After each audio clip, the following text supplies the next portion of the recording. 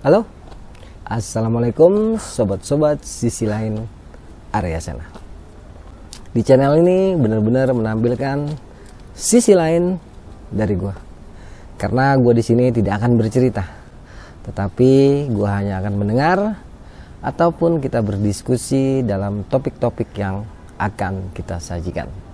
Karena tugas gue bercerita hanya ada di channel ASCP yang sudah rekan-rekan tahu sebelumnya. Jadi buat yang belum tahu channel ini, jangan lupa untuk like, comment, share, dan tentunya subscribe ya.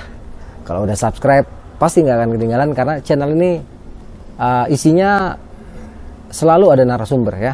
Karena gue bukan pencerita di sini, tetapi lebih kepada host ataupun kepada rekan-rekan yang mau berkomentar ya tentang cerita-cerita gue ataupun hal-hal mistis ya, mitos, juga sesuatu yang berbau-bau dengan alam metafisika bisa menjadi narasumber di sini. Di kesempatan malam ini kita mencoba membahas ya perspektifnya Jakun ya. Kita juga akan diskusi sedikit tentang cerita gua yang akan naik layar lebar, yaitu misteri Gunung Slamet, Minta Mantu Anak Manusia. Sebelum kita mulai, kita sapa dulu nih temen gue yang sangat sterk ini. Gimana Gun, kabar? Alhamdulillah sehat. Nggak yakin gue. Sehat secara mental mungkin ya. Oh iya. Secara pikiran sehat nih. Serius? Nggak banyak ini kan, lo nggak banyak keluhan gitu. Tapi lu nggak cacingan kan? Jadi aku agak makan banyak nggak. Oh iya. Gue seperti tadi judulnya kan, kita akan ngebahas dari perspektif lo ya. Menurut lo Kun, cerita gue nih yang misteri misteri Gunung Slamet yang minta mantu anak manusia, lo tahu nggak kisi-kisinya? Ini cerita apa sih Kun? Yang gue tangkep, yang gue dengar dari cerita lu ya, tentang minta mantu anak manusia ini di Gunung Slamet. Itu kan lu naik bersama rekan-rekan lu dengan Bunga ya, sama Bunga. Terus Bunga diminta untuk jadi mantu anak jin nih. Jadi mantunya anak jin. Iya.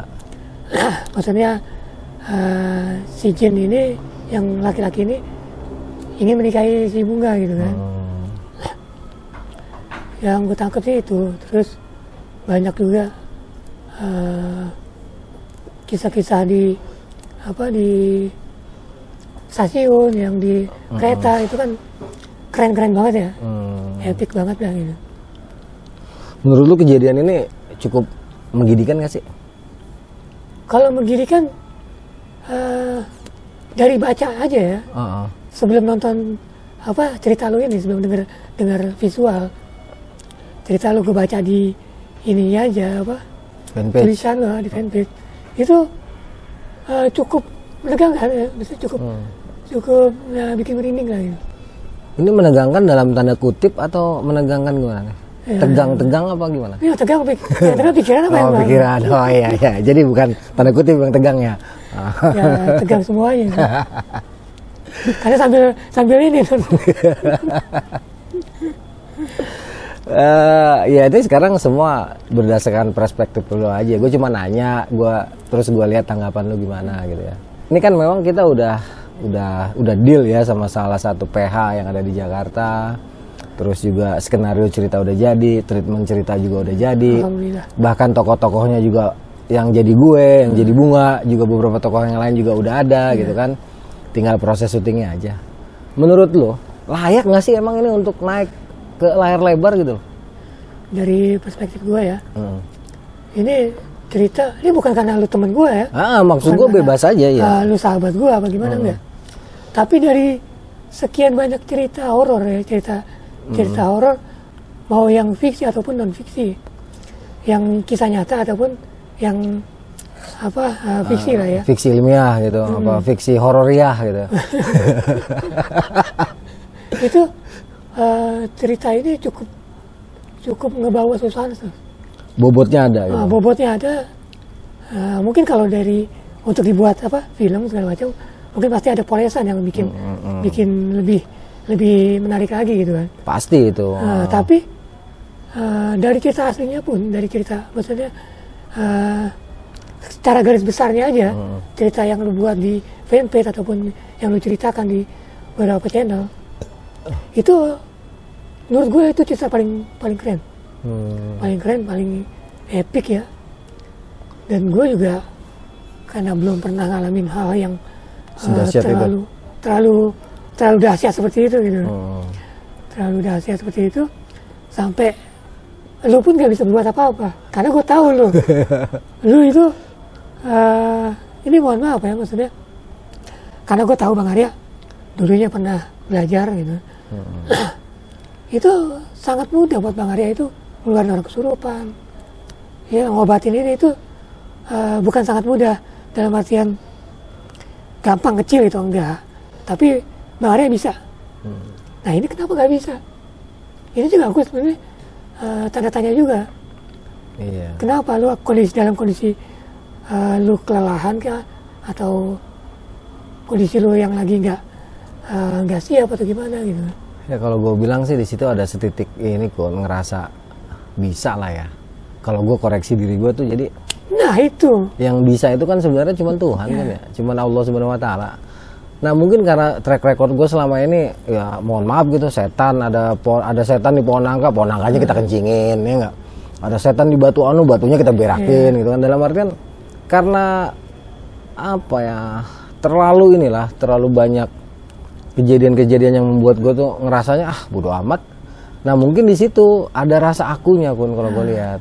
Kalau menurut lu gimana sih? Ya jujur ya, jujur aja. Jujur ya. Lu latar belakang gua gaya gua lu ngomongin aja gitu. Jujur deh, selama gua ngelakuin pendakian sama lu, untuk masalah leadership, gua itu selalu percaya sama lu. Biarpun gua kalau nggak sama lu, misalkan gua sama teman-teman gua jadi leader juga. Gitu. Tapi kalau sama lu, gua pasti jadi bukan jadi leader, lu yang pasti jadi leader, dan gua percayakan semuanya ke lu. Gitu. Tapi di sini ada sifat ego lu yang mengakukan istilahnya gue gitu gue hebat, gue bisa gue nggak takut, bukan masalah kalau nggak takut emang ya kita di bawah ya, kayak gue juga gitu kan, cuman di sini lu merasa lu yang bisa gitu kan, selalu dalam setiap kejadian yang pernah kita alami gitu kan selalu lu yang merasa lu yang bisa gitu kan, padahal di sini ada unsur lainnya selain diri kita gitu kan. Betul, iya.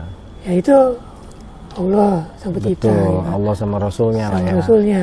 Ya gue juga sepakat sama lo Kun dalam kejadian ini. Kenapa saat itu gue lemah banget? Ya kondisi gue kayak gitu. Sampai kan gue juga ditegur sama ini gue ya, sama pembimbing gue ya. Atau bahasa umumnya gitu kan, bahasa Jermannya tuh guru kalau nggak salah. Itu bahasa Jerman kan guru. Suhu. Oh, suhu itu bahasa Cina kalau nggak salah. Sifu. Dan gue nggak buat teman-teman gue sekarang open banget ya untuk seperti teman gue nih ya, untuk dikritik, saran, ataupun teman-teman yang merasa nggak percaya dan menganggap ini nonsen, kita bisa diskus langsung di sini ya. Dalam artian gue betul-betul open banget sekarang, apapun yang teman-teman anggap, yang prasangkakan sama gua, ya kita bisa bicarakan lah langsung di sini, nggak usah pakai komen-komen yang nggak enak lah, langsung aja kita ngobrol secara dewasa gitu. Ini kesempatan ngeluarin. Ya, memang channel ini akan sangat berbeda Kur. Ya gua terima kasih banget. Kembali lagi ke topik Kun ya, kan di zaman sekarang ini banyak lah orang mengatakan, wah orang-orang udah sampai bulan. Kita masih percaya tuyul, setan, genderuwo gitu kan. Orang Amerika udah bikin robot, kita masih robot gedek gitu. Dalam artian kita masih berbicara hal-hal yang sepertinya ketinggalan zaman lah gitu ya. Menurut lo masih relevan nggak sih ya? Menurut lo gini, ini kan cerita-cerita yang berbau metafisika, berbau mitos, mistis, misteri gitu kan. Relevan nggak sih dengan kehidupan manusia? Saat ini gitu kan, jadi kita jangan terlalu high lah memandang, tapi realita aja gitu. Oke, kalau kita ngomongin realita nih, pernah nggak nonton film horor dari Amerika? Yuk coba tanya teman-teman. Iya, Iya kan hantunya juga beda. Pasti ada kan? Banyak. Berarti mereka percaya. Walaupun dalam penyajian ini banyak ya kayak eksorsisme, terus apa lagi tuh yang rumah horor tuh Amityville gitu ya. Amityville, terus yang kisah jelangkung jangkun gitu kan. Kayak contohnya nih Freddie Mercury. Freddy Krueger gitu. Nyanyi dia dong. Itu sampai tahun berapa itu termasuk baru ya. Tahun belakangan itu ada keluar muncul lagi. Itu Freddy Krueger kan film lama nih. Dari dulu tuh dia ada ya. Terus terakhir keluar juga belum lama. Gue pernah ngeliat ini ya. Maksudnya belum lama, mungkin tahun-tahun 2000 berapa belas ya. Belasan lah. Itu gue pernah ngeliat ininya. Yang dulu gue kalau nonton tuh serem gitu ya. Iya. Kalau sekarang sih udah enggak. Iya, dulu gue SMA kalau nonton Freddy Krueger sampai merinding gue sampai pengen bawahnya cokil. Iya, terus. Ya berarti kan secara nggak langsung mereka juga percaya dengan hal seperti itu. Walaupun mereka nggak ngaku gitu ya, bilangnya ini fiksi ilmiah lah atau apa. Tapi kalau nggak ada bahan dasar kayaknya nggak mungkin. Gini, kalau mereka nggak percaya dengan hal itu, nggak ada yang nonton pasti. Betul. Kan mereka kan target mereka bikin film itu kan. Karena tertarik kan. Ada pasarnya gitu kan. Ada pasarnya. Siapa yang nonton? Penontonnya itu berarti orang-orang yang senang dengan cerita horor. Iya. Ataupun yang senang dengan yang berbau metafisika gitu kan. Iya, tahun 1800-an kan Amerika masih penuh dengan penyihir kan. Witches, terus voodoo, segala macam kan. Jadi sampai sekarang pun masih related menurut gue. Iya, karena memang realitanya gampang sih Kun ya. Iya, realitanya. Ini ada yang terlihat, pasti ada yang nggak terlihat kan. Iya. Soalnya kalau misalnya Tuhan tidak menciptakan segala sesuatunya berpasangan, Tuhan nggak sempurna dong. Iya betul. Iya kan? Ada siang, ada malam. Kan dicontohin kan? Ada asin, ada tawar, ada terang, ada gelap, ada cewek, ada cowok, ada ganteng, ada jelek, ada cantik, ada biasa aja, ya nggak? Ada seksi, ada botoh, ada, mohon maaf nih kayak lu kan seksi banget nih gitu. Gua rada kurus gitu kan. Jadi apa ya? Ya gue setuju banget dengan lo. Tadi kita berbicara itu. Terus menurut lo nih Kon, cerita Gunung Slamet minta mantu ini, itu bisa nggak sih beneran terjadi gitu kan di yang katanya kehidupan yang realita ini yang segala sesuatu harus dilihat dengan mata, harus bisa dipecahkan dengan logika, akal sehat harus bisa jalan gitu. Itu masih relate nggak sih dengan itu? Gini, kita ngomongin akal sehat dulu nih. Ya. Akal sehat kita gue punya akal sehat, tapi gue meyakini hal gaib. Iya. Kenapa? Karena gue punya akal sehat. Iya. Kenapa gue percaya adanya hal gaib? Karena dalam Al-Quran, dalam agama gue yang gue pelajarin, memang diciptakan malaikat, jin, dan manusia. Iya. Gitu kan. Jadi ini logis. Menurut gue logis untuk orang-orang yang punya akal sehat. Punya akal sehat dan beragama ya. Betul. Dan beragama. Ya kalau yang nggak punya agama, itu lain lagi nanti kita bahasnya ya. itu jauh menyimpang gitu. Tapi untuk umat beragama, agama-agama terutama agama Samawi nih, agama Samawi, Nasrani, Islam, itu disebutkan dalam kitab-kitab Taurat, Injil maupun Al-Quran, itu memang udah dijelaskan bahwa Tuhan menciptakan setan, jin, malaikat, jin, dan manusia. Jadi ya kita wajib untuk mempercayai gitu ya. Itu orang-orang yang berakal sehat menurut lo. Iya, gitu ya. Menurut gue itu orang yang berakal sehat. Ini gue boleh nambahin nggak? Gue setuju banget tuh. Soalnya di dalam diri kita juga kan banyak hal gaib kan. Iya, hal gaib itu banyak, bukan dalam diri kita sendiri. Sekarang masalah inilah alam semesta ya, udara yang kita hirup. Iya, sekarang pikiran kita siapa yang bisa lihat kan? Iya, pikiran gaib. Itu kan ada pikiran kan? Suara jelas kedengeran, tapi siapa yang bisa lihat suara? Bentuknya kayak gimana sih? Nggak usah itu suara bentuknya nggak ada ya. Terus pikiran juga bentuknya nggak. Otak kita siapa yang bisa lihat? Iya, nggak ada. Batok kepala doang yang bisa kelihatan. Padahal di dalam batok kepala kan banyak isinya kan. Gini, gaib itu nggak harus yang gimana ya, nggak terlihat. Iya. Contohnya misalkan niat dalam hati aja kan gaib kan. Itu mungkin nggak terlihat ya. Yang terlihat aja ini bisa gaib. Iya, kuping. Contoh kepala. Iya, gue nggak bisa lihat kepala gue sendiri. Pasti orang percaya kalau kita tuh punya kepala kan. Iya. Tapi tiap orang butuh orang lain. Kita bisa ngelihat. Kedua, kita nggak bisa pegang. Coba nyentuh rambut dulu. Iya. Kita pegang ini muka. Kita pegang ini kuping. Iya, kita pegang ini rambut juga. Biji. kita pegang ini. Pegang ini. Wah, Ki mesum juga nih. Mesum ini. Tapi ya gitu ya, maksudnya ini yang terlihat. Yang terlihat aja bisa dibilang gaib.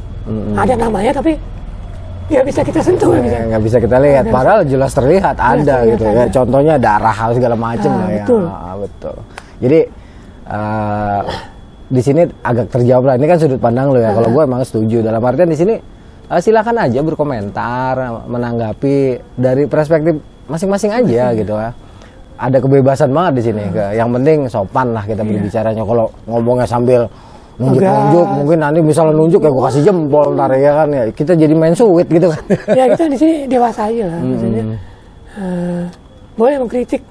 Gue juga kadang kritik. Bang Arya juga kadang kritik gue. Sampai apa yang gak disukai dari gue apa ya gue terima gitu kan. Karena memang kritikan itu bisa untuk mengembangkan diri ya. Mengembangkan diri kita sendiri gitu kan. Kita tahu salah kita di mana, apa kekurangan kita gitu. Iya. Oke, kita kembali lagi ke Gunung Slamet. Ya, tadi gua lanjutin lagi nih ya. Tadi kan belum selesai nih. Oh, belum selesai nih. Lanjut Kong ya. Jadi menurut gua yang lu tanyakan kan bisa nggak sih terjadi gitu ya? Ini gua ambil contoh sebelum kejadian bunga nih. Sebenarnya gua juga pernah ngalamin.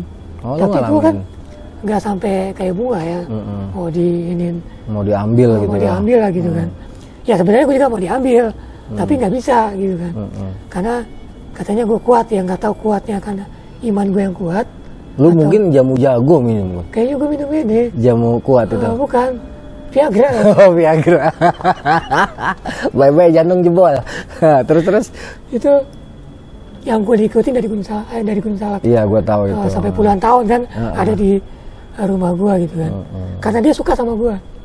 Jadi ada basically suka tetap ya? Ada basically sukanya. Dan mereka itu suka dengan kita bukan karena kita ganteng, bukan karena kita enggak. Yang gue tahu itu dari aura. Oh, aura ya. Dari aura.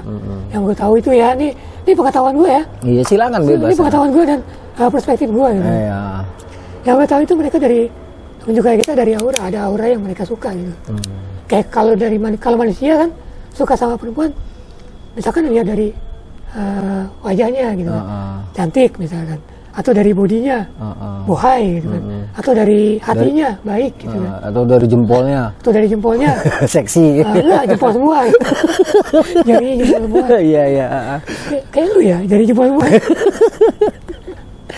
santai ya, lanjut. Jadi apa, dan mereka juga kayak gitu, mereka menyukai manusia itu dari aura.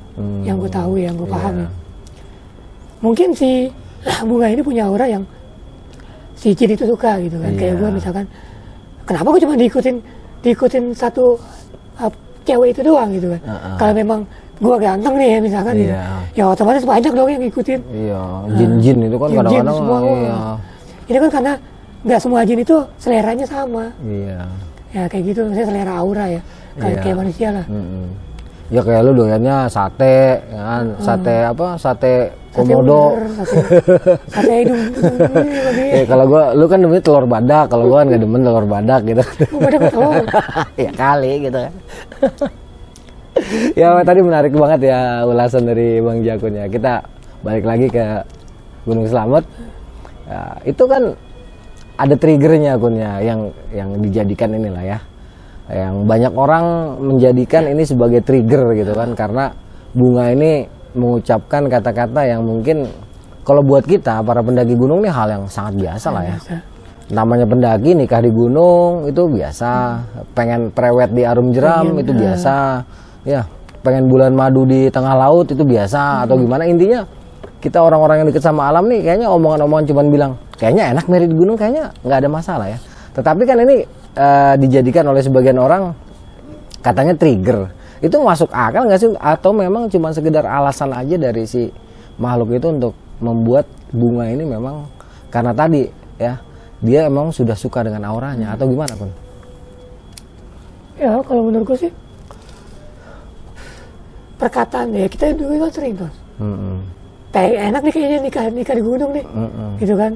Pengen nyari anak gunung biar bisa nikah di gunung, gitu kan. Tapi nggak ada kejadian apa-apa gitu, nggak pernah ada nian. Jadi ini cuma sekedar apa ya, manipulasi dari jin aja mungkin ya, trik dari jin, memanfaatkan kata-kata itu, situasi yang ada gitu kan. Mungkin ya ini juga karena jin itu nggak mungkin dia suka, ya sama kayak manusia, jin itu punya nafsu, punya hawa nafsu, sama kayak manusia punya hawa nafsu. Buktinya dia bisa punya anak. Iya, makanya dia bisa beranak pinak. Nah, dia mungkin ya suka sama apa sih auranya si bunga ini, bukan karena omongan. Itu nggak mungkin kan suka sama cewek karena omongan? Ya enggak lah. Iya. Karena omongan. Gue pengen nikah di gunung nih, gue anak gunung nih. Iya. Gue suka itu. Enggak juga kayak gitu. Pasti kita kan lihat kalau dia ngomong, oh yang ngomong cakep nih, gitu kan. Gitu. Paling nggak itu dasarnya kan gitu ya. Gitu. Nah ini kebetulan memang dijadikan momen buat sama si jin ini, karena dia suka sama auranya. Ya kayak gitulah misalkan. Enak nih kayak apa enak nih nikah di gunung gitu kan. Misalkan si bunga ngucap gitu kan. Si jin ini karena suka sama dia, ya udah nikah sama gue aja di gunung gitu kan. Karena si jin ini kan punya hawa nafsu dia. Dia suka sama makhluk-makhluk lainnya ya karena ada yang disukain gitu kan. Bukan karena sekedar omongan gitu. Karena ini kan benar-benar sampai mau dinikahin. Iya. Mau diambil buat jadi mantu gitu kan. Ngomong-ngomong soal tadi kan, pernah gak sih lu dengar cerita-cerita katanya ada jin nikah sama manusia? Tapi kalau gua hubungkan dengan salah satu hadis, jangan berikan anak gadis kita kepada jin. Itu hadisnya sahih kalau nggak salah ya. Gue pernah dengar, jangan sampai kita menikahkan anak perempuan kita dengan jin, walaupun dia datang dengan segala macam bentuk kekayaan atau apalah gitu. Lu pernah dengar nggak hadis itu? Dan lu pernah dengar juga nggak kisah yang ya ini entah dongeng ya, entah itu hanya mitos, entah itu hanya cerita-cerita rakyat yang berkembang. Pernah nggak sih lu dengar yang kayak gini? Dan pernah, itu pasti pernah. Untuk masalah jin ini ya, bukan sekedar kita nggak boleh menyerahkan anak gadis kita kepada jin. Sebenarnya ada di Al-Quran, bukan sekedar hadis saja dia, di firman Allah ya. Kita itu apapun, pokoknya kita tuh nggak boleh bersekutu dengan jin. Pokoknya kalau kita melakukan hubungan pun harus dari jenis kita kan? Iya. Bahkan kita nggak boleh bersekutu, cuma sekedar bersekutu aja kita tuh nggak diperbolehkan. Itu baru sekutu ya, belum sebadak, segajah. Baru sekutu nggak boleh tuh ya. Iya lanjut kan, berarti kan gini ya maksudnya. Allah itu kan maha tahu segalanya gitu. Jadi kita disuruh memikir nih, kita sudah mikir nih. Betul. Kenapa sih kita nggak boleh bersekutu dengan jin gitu kan? Iya. Kan ada jin muslim. Iya. Karena jin itu bisa menyerupai apa aja. Iya. Dia bisa menyerupain kayak wali misalkan gitu ya, betul. kayak orang soleh gitu kan. Ya kita kan nggak tahu. Jadi makanya kita nggak boleh bersekutu dengan jin, mungkin maksudnya seperti itu, biar kita nggak terjebak dengan godaan-godaan syaiton ini. Syaiton rojim. Siap ketemu lagi baca auzubillahi minas syaitonir rajim. Terus kayak cerita-cerita ya itu gue sering dengar. Tapi gue belum pernah nemuin ya. Ada orang yang langsung yang gue tahu, yang gue kenal itu nikah dengan jin misalkan gitu. Tapi kalau misalnya kayak gue pernah dengar yang temen lo tuh di Ratu Pantai Selatan apa gimana? Kayaknya agak relate juga dengan cerita ini apa gimana tuh? Kalau dia bukannya nikah dengan, jadi gini. Dia cuma kawin doang kan? Di hubungan seks doang nggak? Nggak. Jadi temen gue itu diajak sama cewek-cewek ini nih, gitu kan? Diajak ke istananya Nyi Kidul, gitu kan? Ratu Pantai Selatan. Dia itu di sana 2 hari suruh nginep. Pokoknya disuruh nginep lah dia. Dia bilang 2 hari. Ternyata pas dia itu pak awal puasa dia cerita nih. Ini temen gue sendiri cerita ya. Awal puasa. Pas dia pulang dari situ, itu udah takbiran. Udah takbiran. Dia ngerasa cuma 2 hari 1 malam. Seingat gue dia ngomong itu 2 hari 1 malam. Dia nginep. Gak taunya sebulan gitu. Sampai dia kurus tuh. Kan pas lebaran kan gue ke rumahnya nih. Makanya dia cerita itu kan. Kok kurus banget gue bilang, gue kaget juga. Gue tahu temen gue dulu kan badannya bagus ya. Orangnya udah ganteng lah gitu. dia itu nggak menikah, nggak berhubungan seks sama makhluk ini, enggak. Tapi ada kayak guru spiritual dia yang katanya dia juga pernah ke istilahnya Ratu Kidul juga gitu katanya kan. Gitu ya, menurut pengetahuan dia. Itu katanya dia akhirnya menikah nih. Temen gue tuh nikah sama nenek-nenek itu ya, mbah-mbah. Itu katanya untuk nikah rezeki. Tapi ini manusia sama manusia. Oh iya. Dan katanya itu yang yang jodohin itu ya Nyi Ratu katanya gitu. Oke. Kita udah terlalu melambung. Iya, kita balik lagi nih ya.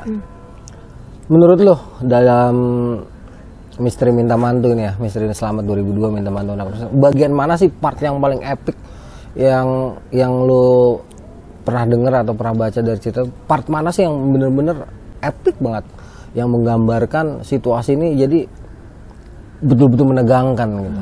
Kalau gue pribadi ya, lu pribadi. Gue pribadi nih ya. Yang lu balik lagi ke sana. Oh itu. Yang lu balik lagi ke sana karena gue sendiri mikirin ya, gue jadi belum tentu berani terus. Jujur aja gue segila-gilanya gue sejak naik-naik gue udah tahu diri ya. Gimana? Kayaknya belum tentu berani gue.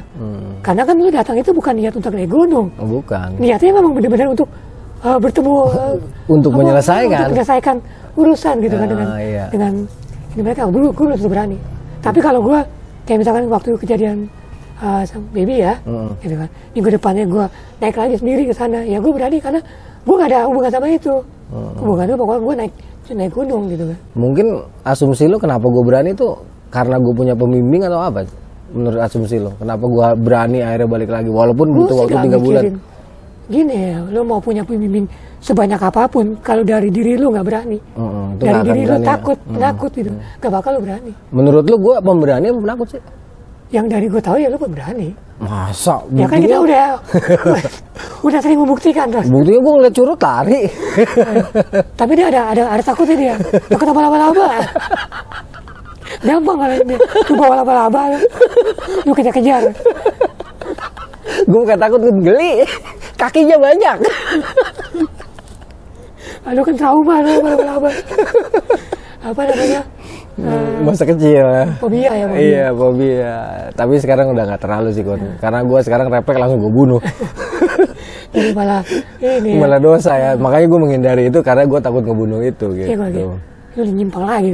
Balik lagi. Iya. Jadi menurut lu yang epic justru bukan di saat bunga. Bukan yang epic. Justru pasca kejadian ya. Yang menegangkan buat gue ya, menegangkan buat gue. Justru yang pasca itu yang lu dari ke sana. Kalau gue kan tahu diri kalau cerita-cerita begitu mah kan gue ya bukannya gue sok berani ya bolehlah dibuktikan gitu kan, bolehlah di ini. Ya gue masih biasa aja gitu kan. Tapi yang gue heran tuh, ya itu gue bilang, kenapa lu gak bisa? Kenapa lu gak bisa apa-apa di situ gitu? Nah itu menurut lu kelebihan dan kekurangan gue biasanya kalau lagi nanganin hal kayak gitu yang lu tahu gitu di alam itu. Ketika di gunung lah, lu tahu kelakuan gue kan kencing, terus pup, atau ketika gue ketemu yang kayak gitu-gitu, menurut lu plus minus gue apa sih kondisi itu? Lu ngomong aja terbuka. Ya mungkin kalau menurut gue, untuk kondisi yang di Selamat ya, ngomong ini, lu kondisi lu terlalu pede kali ya. Pede dengan diri sendiri. Lu pede, gue bisa. Gue mampu, gue sakti gitu. Jadi kayak kesannya nggak ada yang lebih sakti daripada lu gitu. Iya. Ya, jadi gitu. Akhirnya lolos semua. Akhirnya jadi lolos semua. Yang lu biasanya peka, lu malah jadi nggak peka. Iya, malah jadi kayak orang bego gua. Ya. Pokoknya memang intinya kalau kita udah ngerasa bisa malah jadi nggak bisa kan. Memang betul ya, itu gua. Karena gua pernah ngerasain. Ya lu tahu kan gua pernah cerita kan. Terus ini kan dua bangsa yang berbeda ya antara jin dan manusia. Terus kenapa sih bunga itu akhirnya yang tadinya cuman sekedar ngomong, dan dia juga kan mana ada sih pendaki gunung yang niat pengen ngalamin kejadian kayak gitu. Terus kenapa sih dia akhirnya bisa sampai ke bawah gitu kan, masuk akhirnya dia bisa naik gunung selamat, terus ketemu dengan makhluk-makhluk itu kenapa sih akhirnya bunga bisa ke bawah kayak gitu? Apa emang ada ciri khusus dari manusia atau memang gimana gitu yang lo tahu? Ya, kalau yang pertama nih yang wajib gue yakinin nih, itu garis takdir. Oh, garis takdir Ya, pasti kenapa itu. dia bisa naik gunung sama lu, ya kan, sama teman-teman yang lain. Betul. Bisa keselamat. Kenapa keselamat? Kenapa Karena nggak Allah, Semeru? iya. Kenapa nggak gede misalkan gitu? Kenapa harus selamat? Kan itu kan udah takdir. Betul. Udah garis takdir gitu. Iya. Itu yang pertama yang wajib kita yakinin itu. Yang kedua mungkin dari si bunganya ya, dari si bunganya kan ada yang pernah denger kan lu yang iga jarang. Iga jarang, iga rapat. Sop mungkin iga gitu kan. Sop iga jarang, sop iga rapet. Ya, kan. Ya, mungkin si bunga ini iga jarang mungkin gitu yang gampang. Ya gue sih masalah itu gue nggak terlalu meyakini ya, karena gue nggak paham, gue bukan ahli supranatural ataupun Iya. paranormal. Tetapi gitu. bisa ya kejadian yang dialami Bungo menurut logika lu bisa ya. Bisa karena kita udah pernah ngalamin. Iya. Ada yang sampai kesurupan. Iya, sampai berkali-kali. datang yang aku jadi ibunya, jadi adeknya, itu kan dalam Iya. artian kita punya gambaran lah ya dengan situasi dan kondisi itu. Dan yang ini kan, yang sebenarnya yang paling apa ya, yang paling mendasar lah, yang paling mendasar ya, selain lu bilang ini film, ini cerita bagus banget untuk naik layar lebar atau segala macem ya, dengan kejadian-kejadian mistis yang mengiringinya, ada nggak sih ya selain faktor itu yang paling mendasar, cerita ini layak gitu? Apakah di situ tersimpan sebuah pesan, keyakinan, ataupun nilai-nilai moral apa yang bisa lu lihat gitu? Jadi ini kan cuma nggak sekedar horor gitu, tetapi kan juga ada unsur lain. Ada unsur lain gitu kan yang terjadi di situ, dalam artian gue secara pribadi atau gimana gitu. Menurut lu gimana sih? Ada sih. Menurut gue tuh kayak semacam leadership ya. Apa kalau sekarang kan lebih banyak kita dengar nih. Ada yang sakit terus tinggal modar akhirnya. Iya. Kalau kita punya jiwa leader kayak lu ya, leadership lu bagus gitu kan. Alhamdulillah. Ya karena gue udah banyak naik ke lu, jadi gue tahu lah gimana apa lu jadi leader gitu. Jadi seorang pemimpin. Di situ ada nilai plusnya dari situ. Ada unsur kekompakan juga gitu kan.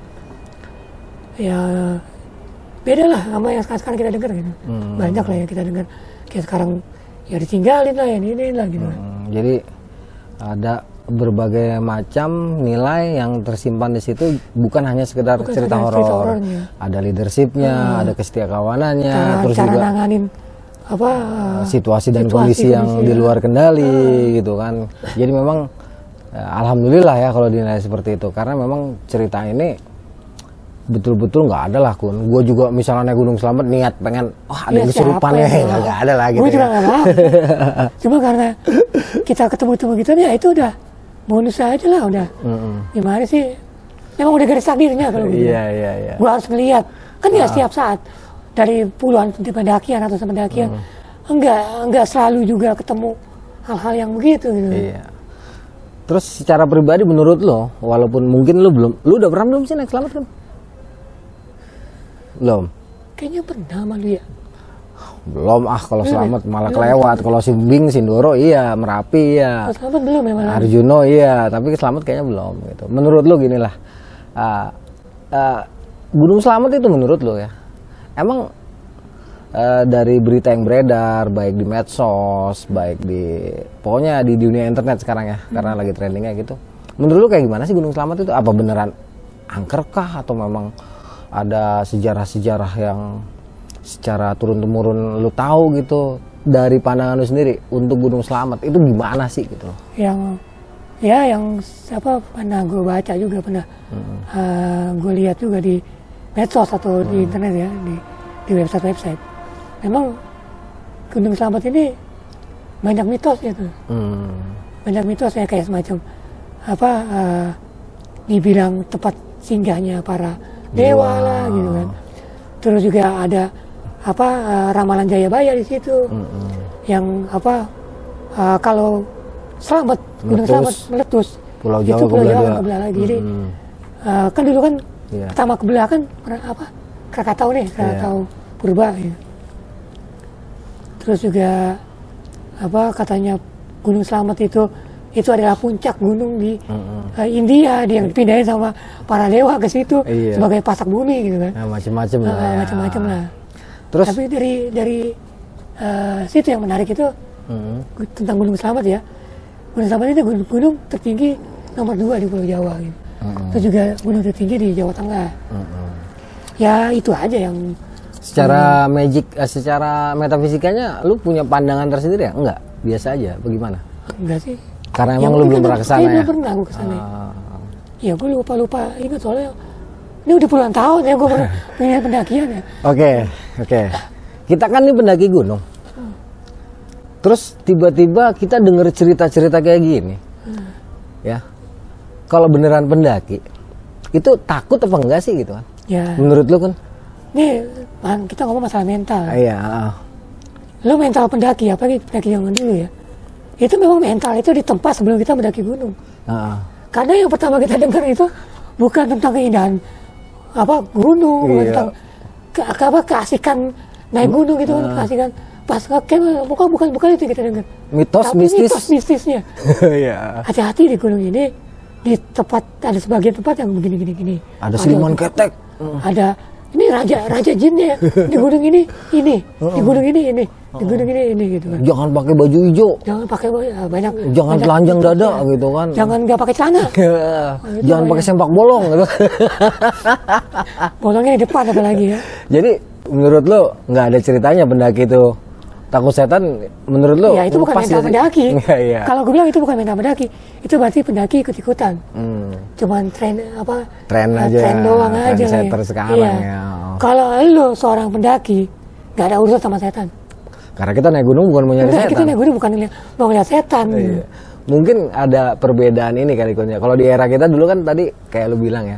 Kalau kita mau naik gunung bukan diceritakan surah kencana tuh indah. Oh, bukan itunya yang dulu bisa bagus, bukan kan? Tapi awas, di situ tempat tinggalnya Eyang Surya Kencana, di sebelah sininya tempat tinggal Eyang Prabu Anu, gitu kan? Di Gunung Gemuruh itu istana, di Gunung Gede itu dapurnya, di sini halamannya kan yang kita dengar kayak gitu kan?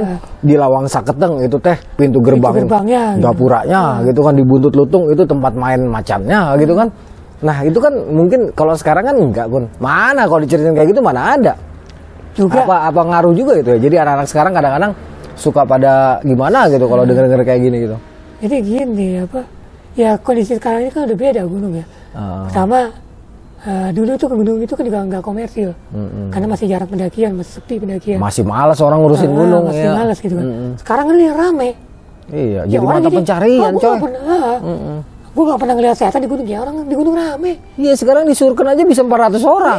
Iya dia mau ngomongin setan kayak gimana, setannya juga ogah. Dulu paling rame. Dulu paling banyak 17 Agustus. Gue pernah di Gede itu ya, 17 Agustus itu kan nyampe 100 orang tuh. Iya. Itu paling rame. Itu udah rame-ramenya tuh. Agustus itu. Iya. Yang dulu itu kalau pecinta alam pendaki zaman dulu, setiap 17 Agustus, 10 November, 1 Oktober itu 1 Oktober 28 Oktober Sumpah Pemuda itu pasti kita ngadain acara tuh di gunung. Kalau gua nggak pernah, emang males. Iya, kalau gue cuma sekali-sekali gitu doang gitu. Karena rame, gue males. Karena gue nganterin temen gue dulu. Oh, lu nganterin. Gue juga males, emang rame. Gitu. Jadi apa ya, kondisinya udah beda. Dulu dengan sekarang. Dulu kita ketemu warga sekitar.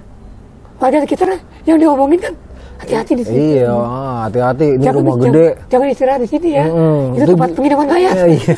Jangan di Tanah Merah ya. Ada ini, ada yang nungguin ini gitu kan. Bahkan di setiap tempat disebutin kali Kun ya. Kalau sekarang kan ditutupin. Karena tujuannya di komersil ya sekarang ini udah. Jadi memang ada perbedaan yang mendasar ya. Jadi buat teman-teman masih takut nggak naik Gunung Slamet gara-gara cuma dengar cerita ini? Kalau menurut lo harus takut nggak sih itu teman-teman? Ya seperti dibilang tadi kan ya. Nggak, mendingan takut ya. Jadi sepi. Sepi ya. Ya itu teman-teman ya. Nggak ada sejarahnya pendaki itu takut setan. Karena setan yang berbahaya itu bukan yang datang dari luar diri kita. Setan yang paling berbahaya itu datang dari dalam diri kita. Setan itu makan energi kita. Semakin kita takut, maka dia semakin kuat. Ya. Begitu juga semakin kita sombong, dia pun semakin kuat. Intinya kalau yang kayak gitu-gitu, kalau kita naik gunung Kun ya, satu hal yang kita pegang, tidak ada satu makhluk pun yang lebih hebat dari pencipta kita. Nah, itu. Yang lebih hebat dari pencipta kita. Dan kita ada di gunung semata-mata karena garis takdir, dan kita ditakdirkan ada di sana oleh pencipta kita. Jadi nggak usah mikirin kayak gitu-gitu. Masalah mati, nggak usah di gunung ya Kun ya. Banyak yang mati di atas perut, ya. Lagi bawa motor tiba-tiba nabrak, lagi naik mobil tiba-tiba remnya blong. Intinya mati itu mah caranya itu Tuhan bagaimana? Itu kan takdir ya. Yang kita nggak tahu jalan takdir kita gitu kan. Yang udah Allah tentukan gitu. Lo mau mati karena apa itu udah Allah tentukan gitu. Iya. Terus satu situasi yang gue lucu ya dengan pendaki-pendaki sekarang ya. Mungkin tidak karena kebanyakan gaya di medsos mungkin ya. Kayak ada yang nantangin setan lah di gunung gitu kan, buat konten gitu kan, buat inian konten.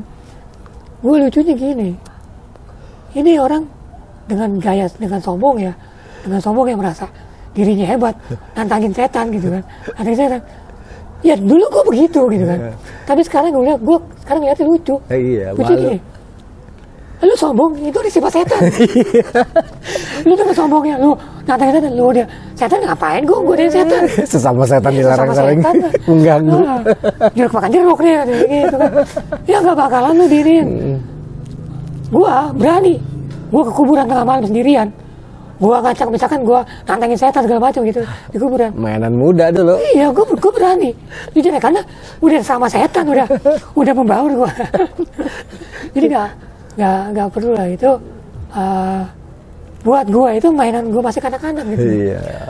Dalam pola pikir ya anak-anak pola pikir.